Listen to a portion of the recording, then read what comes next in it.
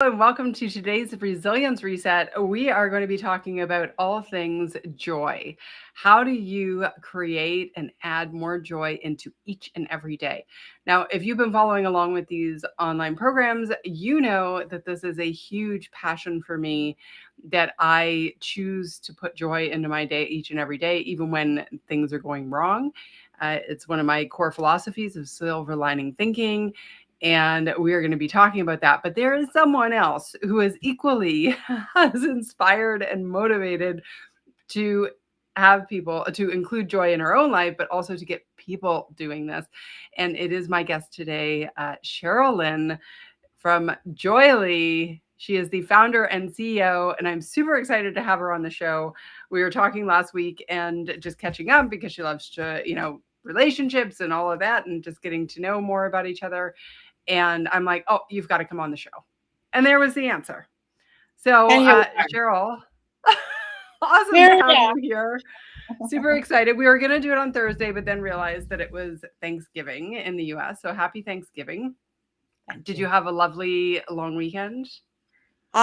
You know what? I did. And I just moved back to Wisconsin. So we have an inch of snow out here, and all my family is here. So I haven't really hung out with my family for a long time. So it's been interesting in my world of focusing on joy and making joy a priority, and then to kind of come back to that family dynamic again. And I actually learned a lot. So we can maybe talk a little bit more about that today.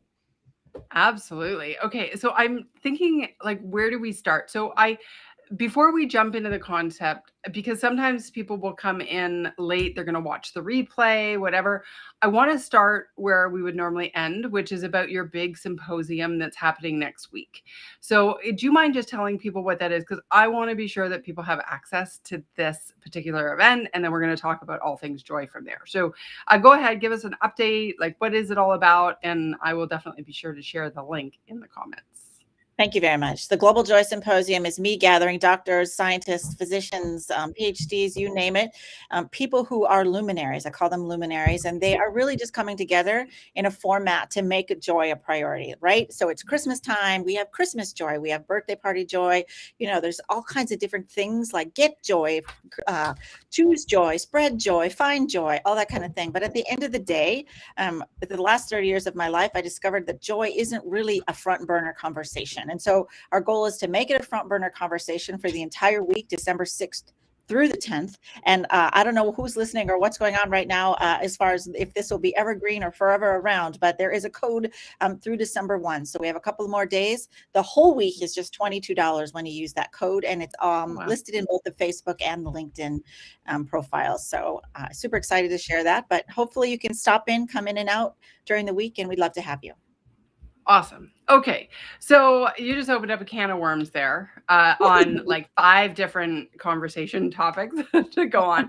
So, first of all, let's define joy, because you said like there's gift joy and there's Christmas joy and there are all these different kinds of joy. What is your philosophy on joy?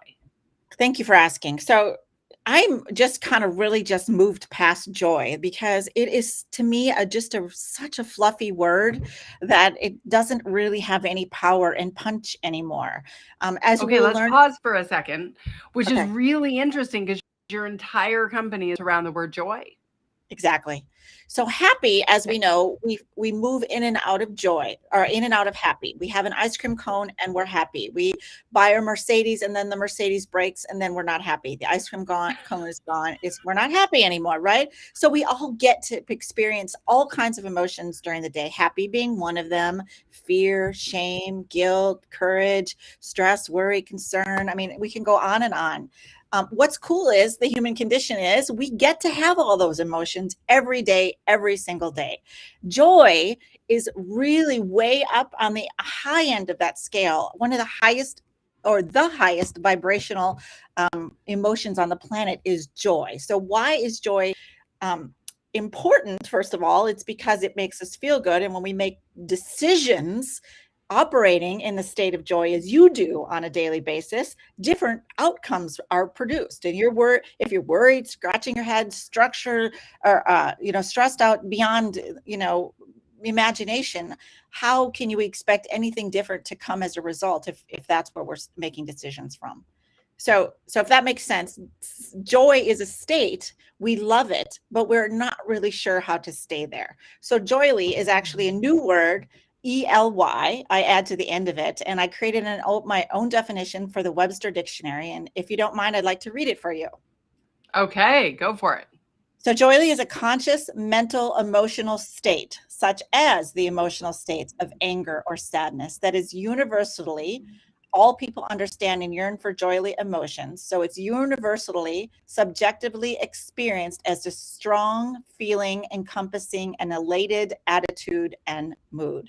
So every time I sit in my chair of joy, I feel joyly. So it's really an adjective, if you will, to describe a certain state of being. And it's more than I feel joy. I choose joy. I want joy. It's a lifestyle. It's a way to wake up every day and infuse it into your life based on creating joy and now allowing it to happen to you. Okay, so interesting, because I would have put joy in that same definition. Mm-hmm. See, I would have put joy before hearing all that, and I'm going to have you reread that definition because it was a lot of adjectives. Yes. It was a lot. Yeah. So we're going to have to break it into sentences so we can all get that, I think. But here's, because see, the way I think of joy is happiness and sadness are fleeting. Your sense, forgive me, I got a tickle in my throat. Take your time.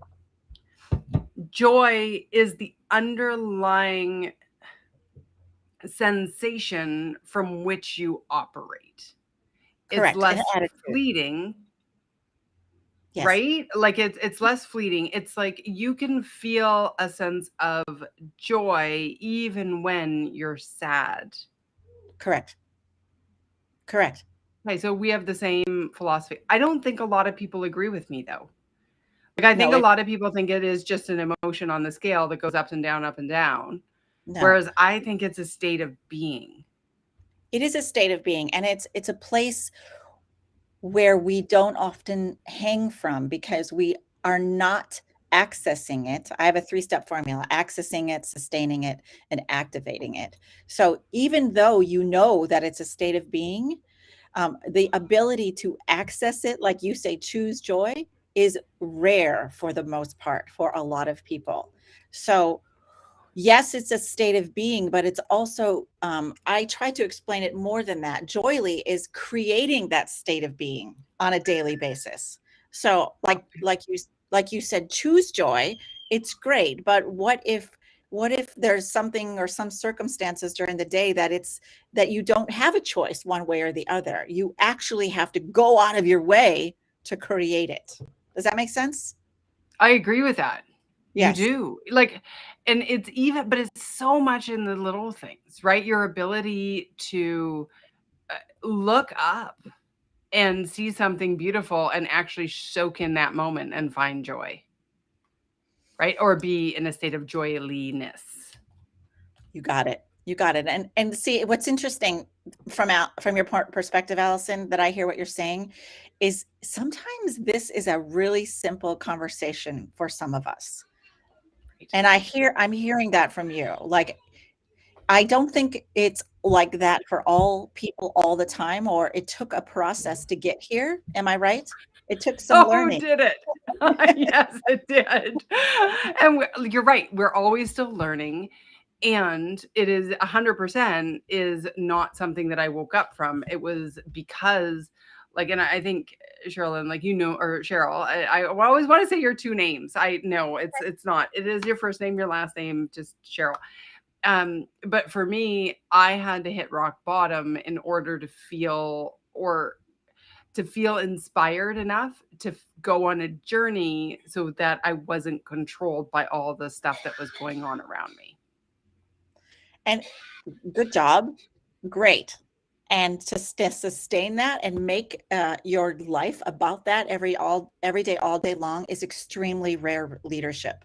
So one of the gentlemen, Dr. Jim Wilder, who's a neuroscientist who helped me create the Chair of Joy process a little, he's been tweaking it with me, he said, I had 1,000 trauma victims before 1989. He said, I wasn't I was teaching them everything under the sun except for joy. And then all of a sudden, one day I started teaching them the principles of joy. And it was like fireworks. Like everybody just started waking up and going, oh, you mean I can actually go from trauma, to a state of joy just based on learning the principles and trying to enact them, and focusing on the little things like you talked about earlier. But I think there's more to it than that for you. You've already moved past, finding the little things and moving into sustaining it and then activating it, which is why you do what you're doing. You are able to bring what it is you have out into the world.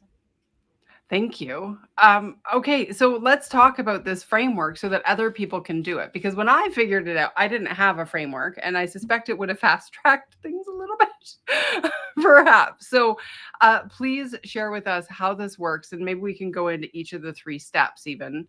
So it's, yeah, you go ahead, and then we'll talk about each of those. Yeah.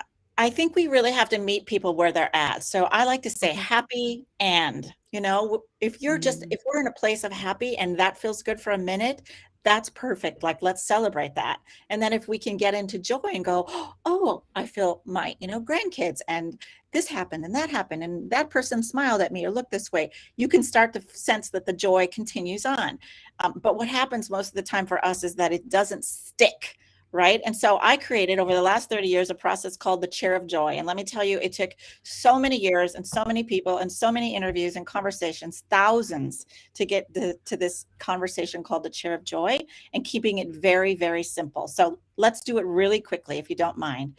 Allison, I'm going to ask you to move out of your office chair in your head, and see if you can go around your house or wherever you are and find a chair of joy that is away from the computer.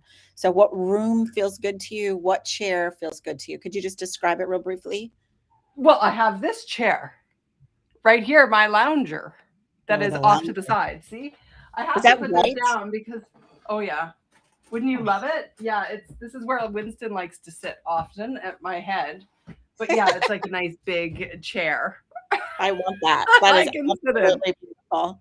And if you go on my website, I purchased a chair. So my chair of joy is gold and white trim. And I purchased it to make a point, right? We all have a chair of joy. And I wanted to say, sit in your chair of joy, but nobody could hear me. So I bought a big, loud, bodacious, audacious chair. So I say, sit in your chair of joy. So when people see it, it makes more sense. So that's the reason for having the chair of joy. But anyway, so now you have your own chair of joy. And everybody who's listening, some people have all kinds of answers, like, my husband is my chair of joy. He's always there for me. Or, my chair of joy is, anywhere I am.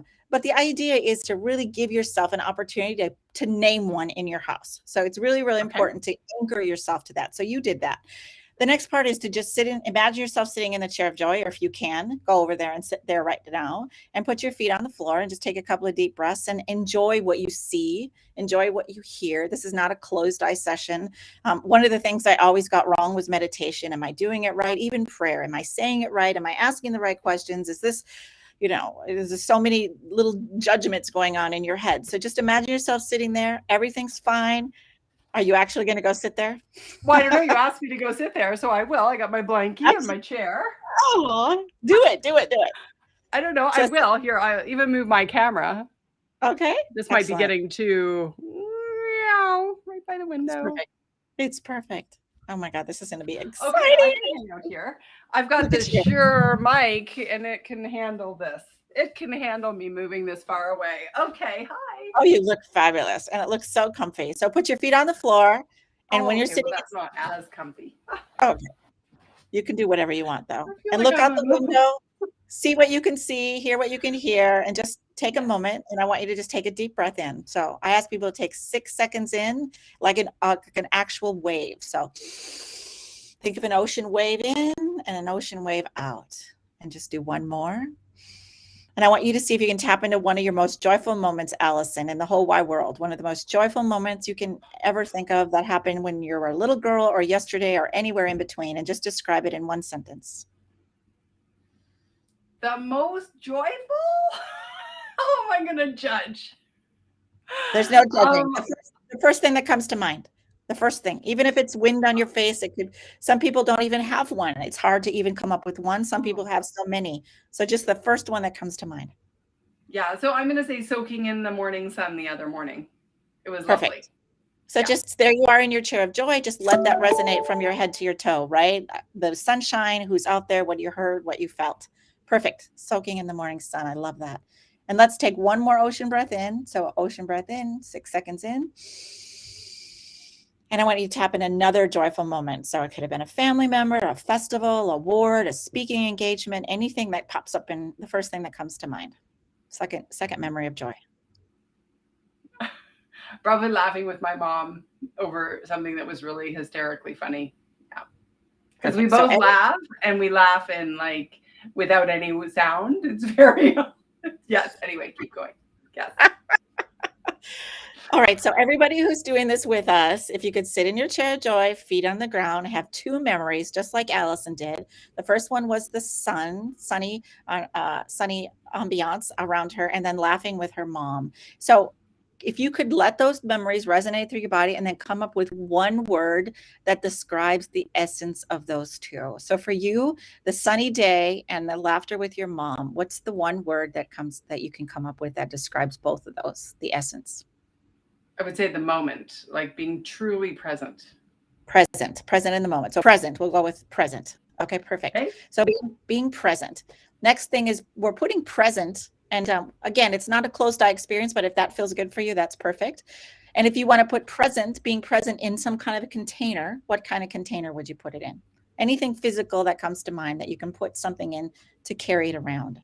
Anything physical. I've had all kinds of people say things like a glass jar or a suitcase or, their cell phone, or there's all kinds of different things people say when we talk about this. Oh, I don't know. I feel like I'm not that creative right now. I'm going to put it in this little yellow thing. Perfect. Little dish. Little Oh, jar. lovely. There's nothing in it. It's just there for decoration. So Lovely. why not use it?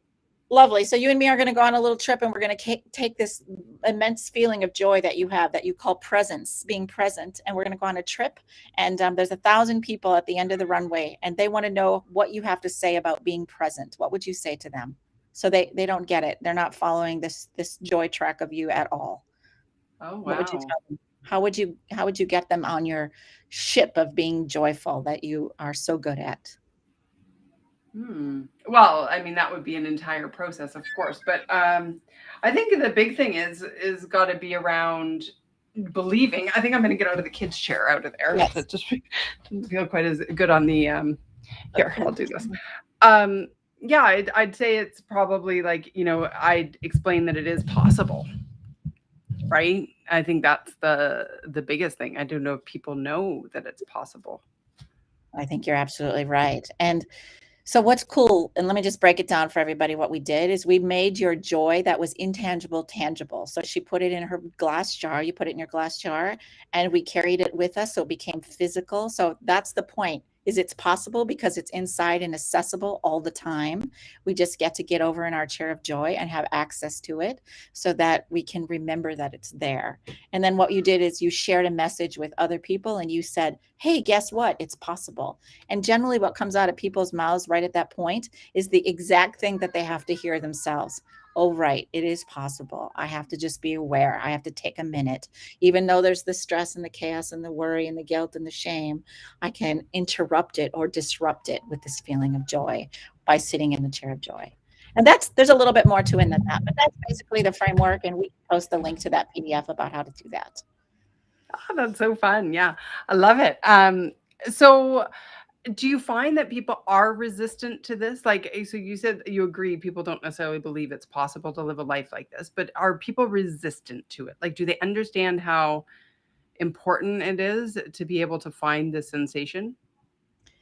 I want to say they're wide open and they're welcoming and they're all in, but you know what? I've been doing this for so long.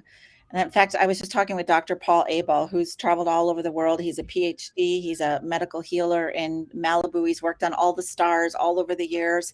And he said it takes constant work and attention, which is why this is my work too. Like, why is it so difficult to have joy in your life? And I think at the bottom line is it has to be extremely intentional. We have to focus on it. We have to create it. And it has to be an all day activity. And it's really that simple. And we're so into wanting to accomplish as a human race, right? Accomplish, accomplish, accomplish, succeed, succeed, succeed, right? I said to him, I said, Dr. Paul, do we all have to move to some, foreign land and close all the doors and tap out basically to live a joyful life? And he said it is almost that uh, that important. But if we can learn to turn it off more often during the day by sitting in our chair of joy and accessing the joy that we already have, so that we can sustain it longer throughout the day and make decisions like we talked about, so that we can activate it in the world. Like, so many people want to accomplish things and have movements and create more impact and do better and change lives and climate change. I'm like, there's just so much to do. But I think that there's no time to do it because we're all so busy doing the things that we talk about we want to do. So to answer your question, it's going to take a lot of work, but it's this kind of activity and this focus that I think is going to help create it. Yeah, it's interesting. I'd agree with you. And I like a lot of the work I do is about getting people out of the vortex of destructive stress so that they can actually enjoy their lives, right? Like we can't we can't have those sensations. We can't even strategize or be objective about solving the things we need to solve or taking the time to smell the roses when we're so caught up in patterns that are not helpful. Right? Absolutely. Like, and it's just part of the human experience. And I think society has sort of shipped us down this road, right? Like, and it's people are just going, okay. But then someone like you comes along and says, no, no, no, wait a second, there is a better option. Yeah. I have two really quick quotes. Barbara Jost is a friend. She's a luminary in the Global Symposium, and she says, tapping into consistent joy creates a deep emotional connection to the things that matter in life. So again, that's why she believes the chair of joy is the answer. And the thought or the feeling or the understanding of taking time to tap into your deep emotional joy is almost unheard of. I mean, we're always going so fast. There's no time for that. So that's what Barbara says. And then Marcus Warner, Love that. yeah, he's been studying Yeah, joy very cool. forever. He wrote a book called Joy-Filled Children and Rare Leadership with Dr. Wilder. And he says, joy isn't some abstract concept, but a neurochemical reality that arises from the choices we make. And I agree wholeheartedly with him and Barbara both. Yeah, those are great. Fantastic. Greg here is watching us over on LinkedIn today, and he says, great topic. And let's not forget while we're enjoying the moment to stop trying to capture it for everyone else. Social media, as an example. I'm okay. So Cheryl's thinking about this. I have commentary on this as well. Go for it. What is your reaction to that comment? So let's not forget while enjoying the moment to stop trying to capture it. Oh my God. Man, if I never got in social media again for the rest of my life, I would be in heaven. Right. And so, Knock on wood. Yeah. yeah, Because here do we are not on social love. media. Here we are. But I don't know any other way else to do it. I mean, I give it some time and energy every day, but I think that being in the modality or the principles of the momentum that we talk about as often as possible is really, really the only way to be there. And I think we get more done in silence. So in your chair of joy, I mean, less is more. The less I say, the stronger that this process is, the bigger the movement is getting. And so we're doing a chair of joy challenge coming up all of December. So please, everybody, tag me and the hashtag chair of joy challenge and all the people that are involved in creating your own chair of joy. And maybe you went out to Goodwill and you purchased one, or you painted one, or you refurbished one, or whatever it is. But let's get the world to have one and get away from social media. So I really appreciate that, Greg. Yeah, and it's interesting because the like social media can so take you out of a moment. And it also sharing our moments of joy with others can actually be a spark for joy. Mm-hmm. Right? Like, so it's a little bit of a double-edged sword in one way. But I think one of the things so the other day I went for a walk, I'm doing 75 hard. It's day 64 or 65. Can you believe it? I'm so super excited. I know you did that once, so you get it.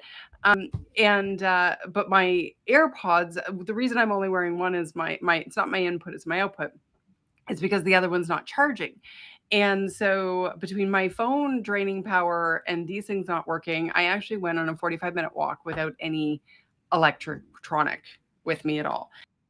And I thought, oh my goodness, what am I going to do? Right. And like, not that, but it's such a habit to do it. And I'm like, you know what I'm going to do? I'm going to look at the lake and I'm going to, walk with my dog and I'm going to do my weights because I walk with weights or something. I'm sure if anybody ever took videos of me, it'd be quite hilarious.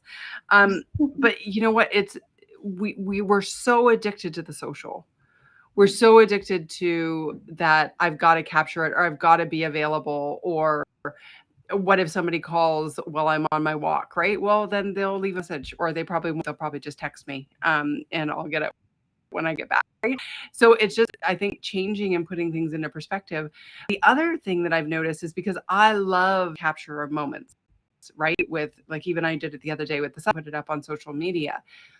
But I think if you can take the picture, but still step back from the electronic and soak in the moment, that's sort of how I like to do it. Does that make sense? It's like you can be like sort of focused on the image and is just working or not, or you can take it and with our iPhones we can see what we're taking and we can still like be present in the moment, right? Like not looking at the moment through the camera, but looking out here. So anyway, those are my thoughts on that topic.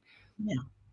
Totally. And in addition, I use those pictures all the time for my own share of joy. Like if I'm sitting and I'm having a moment and I'm feeling this anxiety swell up and, I should have done this or could have done this or whatever you're feeling, right? It's like I take just a quick scroll through my pictures and go, but isn't life miraculous, right? Isn't it the most amazing feeling if I stop and give it a second? So yeah, there's lots of ways to address it, but yeah, being on social all the time is a challenge for all of us.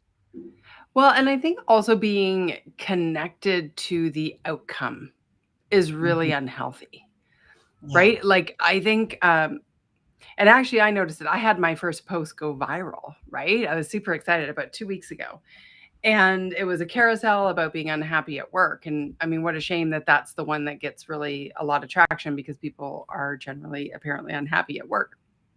And the thing is though, what I noticed was instead of just letting it flow and letting the algorithm take it off, I've never been so addicted to my phone, right? Like it was going up, 10,000 views in an hour. And I was like, whoa, like this. And I was so, instead of just enjoying the moment and going, oh my gosh, my words have reached that many people, right? And viral for me, it was like 240,000. It wasn't 2.4 million yet. But, we can almost have a joyful opportunity and interrupt it by our patterns. Isn't that interesting? What a great point to hear. So thank you for that. First of all, congratulations. Yay. Thanks. Yeah. That's really cool. And you've got a lot of things coming up too. You're speaking on a couple of platforms that are really unique and interesting for people. Yes, I've got actually 2 keynotes this week, so that's super exciting. And both of them are private conferences. One's with an accounting firm nationally, and all the new managers across the country. So super excited about that. And the other one is for the National Golf Course Owners Association. So if you own a golf course, come on Wednesday. I'll be speaking. I guess it's a breakout actually, concurrent, but it's virtual. It's not a keynote. They don't have keynotes virtually, but yeah, super excited. Yes.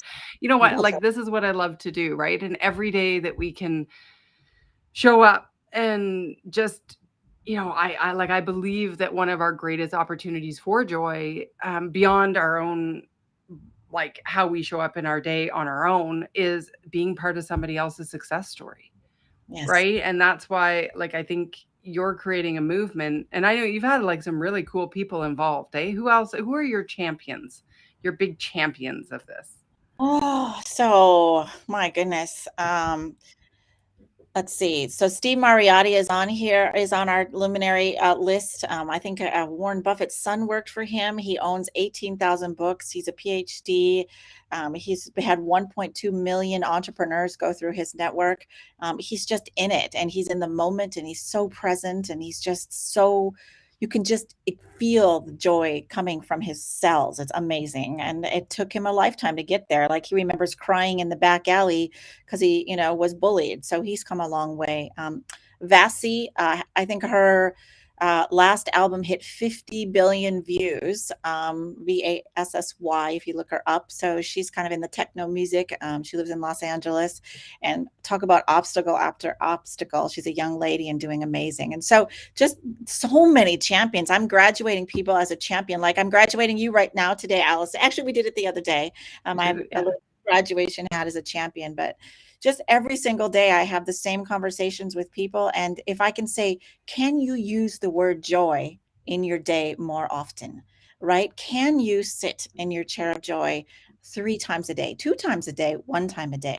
I mean, think of how we raise the vibration as we did together and how that would impact suicide and climate change and veterans and seniors and organizations and fundraising and everything under the sun if we're making decisions and producing outcome and productivity based on raising the vibration of joy in our beingness. I mean, it's Jeffrey Hazlett, I think you know him, President CEO of C-Suite, says there aren't enough zeros to calculate what the success, measuring the success of increasing joy in the workplace, even by just 1%. So it's work. Yeah, It's a lot of work. Zeros. Yeah. So it is possible. It is possible. So that's awesome. So Sheryl, I'm so grateful that you came on today. I know our half hour just goes by so quickly. Is there anything else you want to share with people? We do have the symposium next week, right? We're going to put the code in. So it's $22 for the week, which is a low price to pay to go and learn all about how to incorporate joy into your life. And so where should we direct people to see that? Well, joyely.com, JOYELY.com. And if you text the word energy to the number 2 and then spell Joyely, JOYELY, we can put that below 2 as well. We can start getting you into the system so you can see the updates, so you can start being in the movement, so we can champion you, so we can invite you as a speaker. I mean, there's all kinds of ways for everyone to get involved. And, whether you host a Joyely party around your dinner table with your children, or you have one, with your boardroom executives, at the end of the day, we've accomplished the mission if we're doing it together. So I invite everyone of all ages and sizes and status quo to be involved. Beautiful. Awesome. Okay. Well, thank you so much. And I'm into this concept called Joyely. I love it. Yeah. So merrily, joyily. Yeah. Living joyily. It's a thing that we all want to do. And I sort of see it, just real quick, as a yellow and white world versus black and white or red and blue. Like, wear yellow shoes. Like, how can we walk through the airport with a yellow jacket or a yellow scarf? Or like, let's light it up a little bit. Let's have some fun with joy. Joy is fun. So I see us turning a world yellow and white, and some maybe flash mobs somewhere along the way, but it's going to be a lot of fun. And I just can't wait to continue on with the momentum. So thank you for having me, Allison. You are such a bright star. Well, thank you. You know what? I wore blue. I could have worn yellow. I absolutely, I've got lots of options of colors, but anyway, so grateful for you. And to everyone, I will just close up here 1 second. And thank you so much for being here. Whether you catch it on the replay or you join us live, you are always welcome for the Resilience Reset. Tomorrow, I've got a special little surprise for you again. I am actually going to be keynoting a conference right when we'd be live. So I've chosen something out of my archive. So stay tuned for that. If you are not part of my Lift Up, every Tuesday morning, I send out a really quick 1-minute read, something to just give you that little quick think of, what do you need? Oh, there, and right there on the screen is the address, so you can go get that. And until next time, please stress less, do more, and be happier. Can't wait to see you on Wednesday when I'll be back live for the Wild Card Wednesday.